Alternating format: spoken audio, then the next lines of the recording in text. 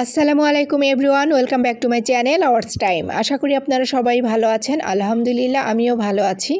আজকে নিয়ে এসেছি খুবই মজার এবং সুস্বাদু একটি রান্নার রেসিপি, ট্যাংরা মাছের দো পেঁয়াজা। আর এটা করেছি আমি টমেটো দিয়ে। যেভাবে রান্নাটা করেছি আপনাদের সঙ্গেও একটু শেয়ার করছি।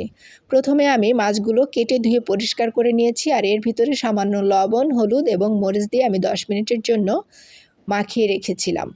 এরপর চলে যাচ্ছি মূল রান্নায়। প্যানে দিয়ে দিচ্ছি হাফ কাপ পরিমাণ সয়াবিন তেল। তেলটা গরম হয়ে গেলে এর ভিতরে আমি 1.5 কাপ পরিমাণ পেঁয়াজ কুচি ব্যবহার করেছি। যেহেতু এটি দো পেঁয়াজা, এখানে আমি পেঁয়াজের পরিমাণটা একটু বেশি ব্যবহার করেছি। আর পেঁয়াজটাকে আমি তেলের সঙ্গে নেড়ে একটু নরম করে হালকা ব্রাউন কালার করে নিয়েছি।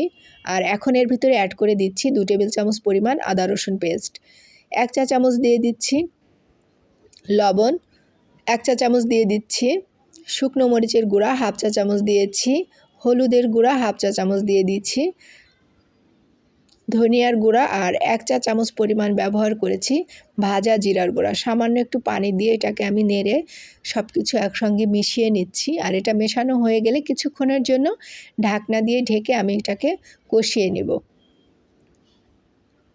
এটা কষানো হয়ে গিয়েছে, অলরেডি উপরে তেলটা ভেসে উঠেছে, দেখতেই পাচ্ছেন। এটাকে একটু নেড়ে চেড়ে এখন আমি এর ভিতরে ম্যারিনেট করে রাখা মাছটা অ্যাড করে দিচ্ছি।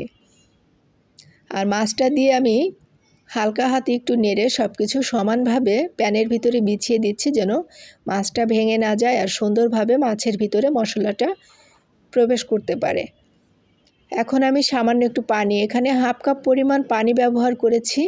আর সব কিছু দিয়ে আমি ফ্রাই প্যানটা একটু নাড়িয়ে মিশিয়ে নিচ্ছি। কিছুক্ষণের জন্য ঢাকনা দিয়ে ঢেকে একটু রান্না করে নিচ্ছি। আর বারবার আমি স্প্যাচুলা দিয়ে এখানে নাড়িনি, একটু ঢাকনাটা তুলে প্যানটা নাড়িয়ে এরপর সব কিছু মিশিয়ে নিচ্ছি। আর এখানে হালকা হাতে আমি মাছটাকে একটু উল্টে দিচ্ছি যেন মাছটা ভেঙে না যায়। এখন আমি এর ভিতরে 3টা টমেটো কিউব করে কেটে রেখেছিলাম উপর দিয়ে হালকা করে বিছিয়ে দিচ্ছি। টমেটোটা দেওয়ার পর এটাকে হালকা করে একটু নেড়ে এরপর ঢাকনা দিয়ে ঢেকে কিছুক্ষণের জন্য রান্না করে নেব। কিছুক্ষণ পর ঢাকনাটা তুলে আবারও এটাকে একটু নেড়ে নিচ্ছি আর হালকা করে টমেটোগুলো উপর থেকে উল্টিয়ে দিচ্ছি। আর পুরো রান্নাটাই আমি করেছি মিডিয়াম টু লো আঁচে। আপনারা অবশ্যই এটা চুলার আঁচটা পরিমাণ মতো দিয়ে রান্না করলে রান্নার টেস্টটা অনেক ভালো আসে। যেহেতু এটা খুব নরম মাছ, রান্না হতে খুবই অল্প সময় লাগে, আমি একটু ধনিয়ার পাতা দিয়ে ঢাকনা দিয়ে ঢেকে দিয়েছি। আর এভাবে আমি 5-7 মিনিট রান্না করে নেওয়ার পর টমেটোটা একদম নরম হয়ে ভিতর থেকে গ্রেভিটা বের হয়ে মাছের সঙ্গে মিশে গিয়েছে আর রান্নাটা অলরেডি কমপ্লিট হয়ে গিয়েছে। আপনারা চাইলে এভাবে রান্না করতে পারেন। ধন্যবাদ সবাই।